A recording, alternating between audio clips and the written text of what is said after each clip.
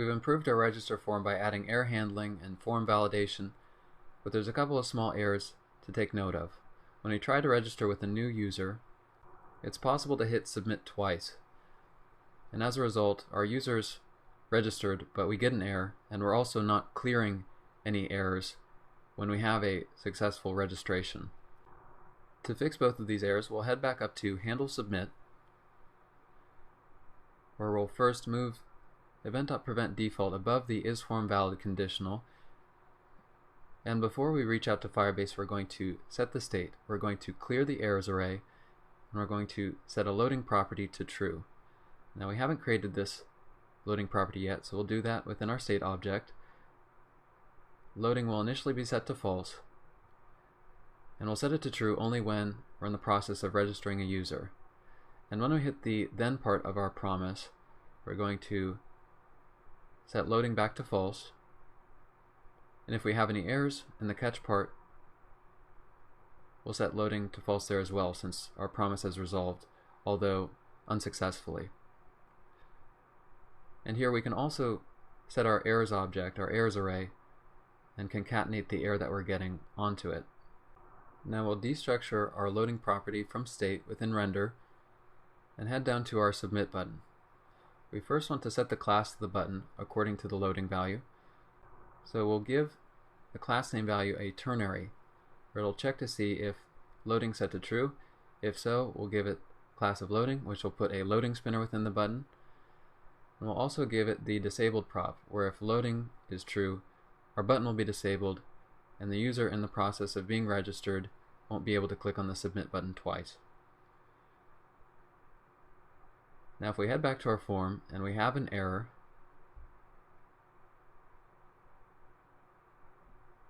for example, our password is invalid, if we fill this out correctly and hit submit again, we can see that our error is cleared, our button is disabled, and we see our loading spinner, and now we see our new user information. And of course, if we hit submit again, we get our error from Firebase, but now that error is put within our error message too. Additionally, if an error is coming from incorrectly filling out a given input, we can give that input an error class, some error styling. We'll do that in the class name prop, where we'll iterate over all the errors using the SumArray method, and for each error element, we'll take the message property of the error object and convert the text to lowercase just to normalize it, and we'll see using the includes method whether the text for the error includes the name of the input.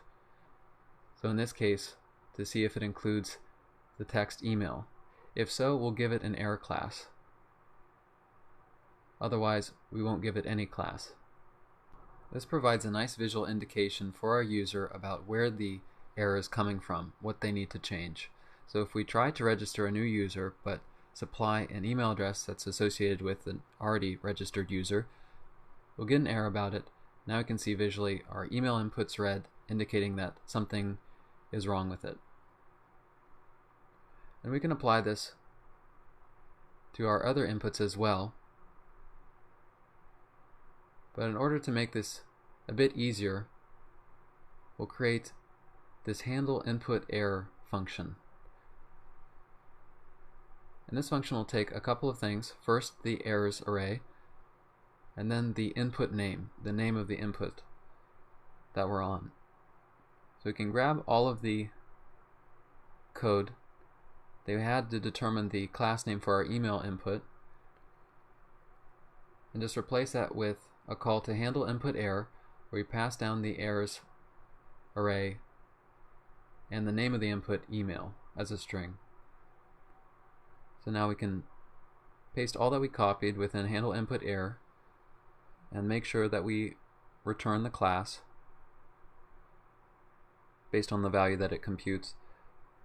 And instead of checking to see whether this error message includes just email, we'll pass in the input name parameter to it. So now we can call this function for the class names of both password and password confirmation, and we'll give both of them an input name of password. We could also do the same for username if you like, if you're creating any username specific errors. So to test this out, we'll try registering a new user, but whose password and password confirmation values aren't the same. And we hit submit, and we see our password is invalid and both of our password inputs are highlighted red to indicate an error with them.